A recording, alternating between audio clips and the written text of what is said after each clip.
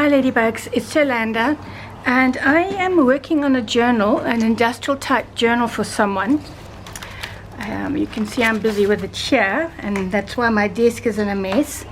But then I was just playing around making tags for this guy, and I will do a tutorial on this when I finished. And I just really like the way these turned out. So I thought, you know what, I'm going to do a quick tutorial for you guys to see how I did it. So I wanted something quite strong because I was looking for chipboard, but I can't find my chipboard tags anywhere. Usual story. So what I'm using here is, you know, you buy your paper packs. This is the back part of it. I always keep it because, you know, I like to use them. So instead of making a small one like this, I thought I would make a big one. So all I did, this is, I'll give you the quick measurements if you want. It is 3 3/4 by 2 inches. So this size, 3 3/4 by 2 inches. Although I didn't measure these, you can see they're different sizes. So, and that's how I wanted it. I didn't want it to be boring, you know, exactly the same. So all I did was I glued the two pieces together. I mean, this is closure for this, obviously, but I'm just going to do like a tag, which I will probably use in the journal. Then I put the two pieces together. I just glued it like so. Let's get it straight. Where's my cloth? Yeah. I thought, well, you know, let me share it now while I'm actually in the moment, so to speak. Then, of course, I embossed it. So I'm going to go and emboss this now. I'll be right back. Stay tuned. So here we have the embossed piece. It's just a Cuttlebug polka dot page that I used for the embossing. Then I used my punch. It's just called a punch bunch, this thing. And I used the smaller corner. It doesn't matter really which corner you use. You know, it's a matter of preference.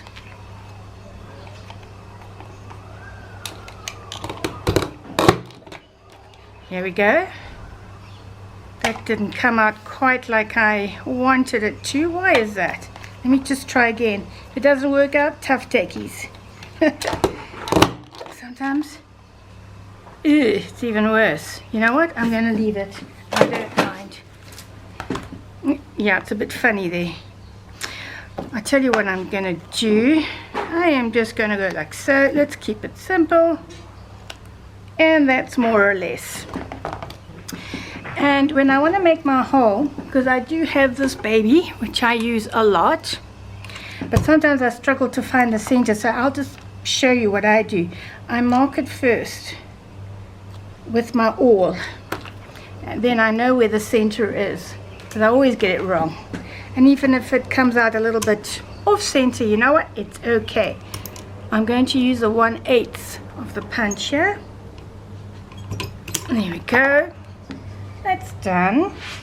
Then I used this. It's very hard to read, but you know, this I used for antiquing. I mean, I've had this for like 30 years, literally. I'm not joking. It's called Folk Art Antiquing. It is a water-based acrylic, and I just thought on this, the color, it came out so beautifully. But what I did first, I want to do the edges. Can't have the edges looking white. So in fact, let's just do it this way because it's much quicker. Like so. And we only really need to do the ones, well, maybe, depends if I'm going to use this as a tag, isn't it? Because then I need to do it so it looks good on both sides. Or maybe I will use it for another form of closure. By the way, I like using this. I'll just show you quickly. Where's a piece?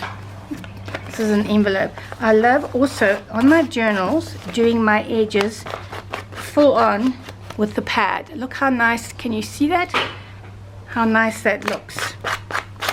And it's also great, look at that. You don't even need to use a sponge, a dauber or whatever to do it. So I can do the same thing. Oh, look at that. It just looks amazing. So don't be shy to make it dark and grungy. I'm still gonna obviously decorate that. Look at that. It just makes it shine bright. And I'll show you something else. This is like one of the signatures. What's it? Digressing from it, but anyway, I just, you know, on an impulse to show you. Look what it does to your pages when you use it full on. I love that look. And I do the whole lot together. I don't do it page by page. You can, of course, if you want, but you know it's very time consuming. And not all pages must look the same in a journal. Do you see the effect that gives? It's just gorgeous. And then if you open it, can you see that? Those edges there? Really, really looks nice. Okay, back to the tag. My mind, you know, especially when I'm creating, it really just goes all over the place. So now I took this. I don't even know if you can get it anymore. Who makes this? Can't even see. I think it's American. I don't know. Anyway, so I stuck it on here, and it's like the most gorgeous chocolate, milk chocolate brown. Look at that.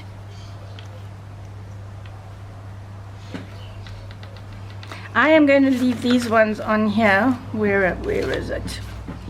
As is. I'm not going to do further decorating on that or montaging, but you can. Okay, if I can get this to dry.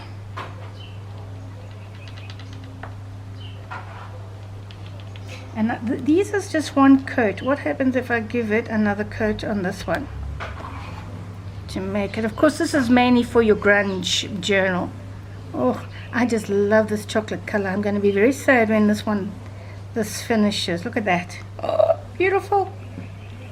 Almost looks like a slab of chocolate. I could eat it. So that's all I did, and I'm just quickly going to use this guy to dry it, because it does dry it quite nicely. Phew, this thing is smoking. I hope it doesn't break down. They're so expensive and they're actually not very good. So it hasn't quite dried, but can you see the effect it's had on that? It's given it a greenish look, which I like. So if you want to carry on now, let's just see what I've got here. I may as well just decorate it a bit. The glue, even though it's not dry. But I think it makes a fantastic grungy tag, and you can stick whatever you want on this.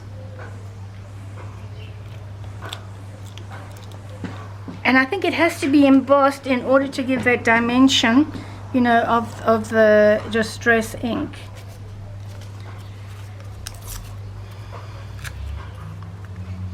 So let's put this here.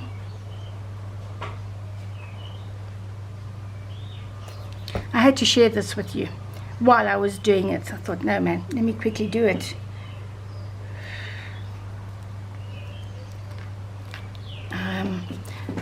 I'm not going to put, let me just see, I do have, where is it?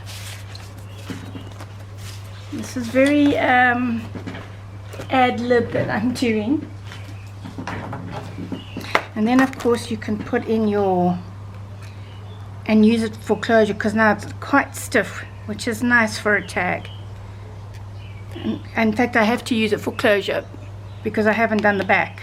So I will use it for some sort of closure on this journal, or another one, who knows. And then